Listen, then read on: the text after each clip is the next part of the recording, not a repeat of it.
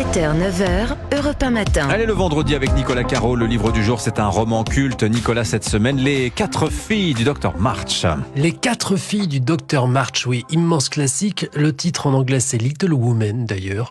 Publié en 1868, maintenant question piège, qui est l'auteur ?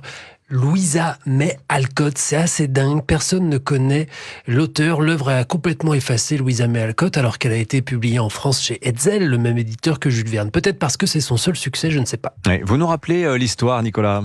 Oui, nous sommes aux États-Unis, dans le Massachusetts, c'est la guerre de sécession. Le Dr March a été mobilisé par l'armée du Nord et ses 4 filles et leur mère restent donc à la maison. C'est ce qui se passe à l'arrière aussi, ce roman. L'autre forme de combat, 4 filles avec chacun un caractère différent, c'est sans doute l'une des raisons du succès du livre. Chacun peut s'y reconnaître, même si la plupart des filles veulent être Jo, la cadette, la plus aventurière, la plus libre. Il y a Meg, l'aînée, 16 ans, elle est la plus raisonnable. Puis Bess, douce et gentille, et Amy, 12 ans, la dernière, c'est la pénible, orgueilleuse, capricieuse. On les observe évoluer, on suit leurs péripéties quotidiennes et amoureuses. Bon, c'est un roman jeunesse, Nicolas.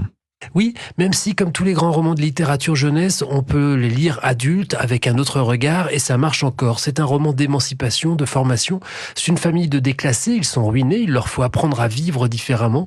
Un roman sur l'Amérique aussi. Voilà, Les 4 filles du Dr March, à lire ou relire, signé Louisa May Alcott. C'est grâce à Nicolas Caro, donc on connaît donc l'auteur des 4 filles du Dr March. Merci beaucoup, Nicolas. Anissa Haddadi, à l'occasion, c'est une journée spéciale sur Europe 1, journée révision du bac de français, parce que c'est imminent, les épreuves arrivent, ce sera le 14 juin, le jour du coup d'envoi de l'Euro de football sympa. Anissa, ce matin, vous vouliez nous présenter un podcast Europe 1 qui va nettement faciliter les révisions de tous les élèves de première. Oui, ce podcast est une création Europe 1 avec les éditions Hatier. Ça veut dire que tout ce qui est dans ce podcast est conforme au programme de l'éducation nationale. En fait, on a imaginé le meilleur outil pour aider les lycéens qui passent le bac de français dans quelques semaines. Vous auriez aimé la voir quand vous l'avez passé. Ah, mais j'aurais adoré avoir ce podcast. C'est l'outil idéal. Vous imaginez, en moins de 15 minutes, on va vous faire réviser l'une des œuvres que vous aurez lues pendant l'année scolaire. Il y a 12 épisodes. Chaque épisode explore une œuvre littéraire classique qui fait partie du programme du bac de français cette année. Alors ça va de Manon Lescaut à la Déclaration des droits de la femme, de la citoyenne, en passant par Cyrano de Bergerac, d'Edmond Rostand ou encore Gargantua de Rabelais. Elles sont des fiches de lecture audio en fait, c'est ça ? Oui, c'est ça, c'est exactement ça. En écoutant ce podcast, je vous explique le contexte historique, je vous fais un résumé de l'œuvre, un portrait de chaque personnage et en plus de ça, je vous donne des clés pour comprendre l'œuvre et réussir à l'analyser. Alors 3 épisodes sur 12 sont déjà disponibles. Oui, vous pouvez dès maintenant écouter le podcast consacré à Manon Lescaut de l'abbé Prévost, à la Déclaration des droits de la femme et de la citoyenne d'Olympe de Gouges et les cahiers de Douai de Rimbaud. Tiens, justement, en parlant de Rimbaud dans le podcast, je donne des clés aux lycéens. Vincent Trémollet de Villers, Nina, Dimitri, vous savez ce que c'est un sonnet ? La définition exacte du sonnet ? Eh bien, écoutez. Puis, tu te sentiras la joue égratignée. Un petit baiser, comme une folle araignée, te courra par le cou. Ça fait 3 vers. Et tu me diras « cherche » en inclinant la tête. Et nous prendrons du temps à trouver cette bête qui voyage beaucoup.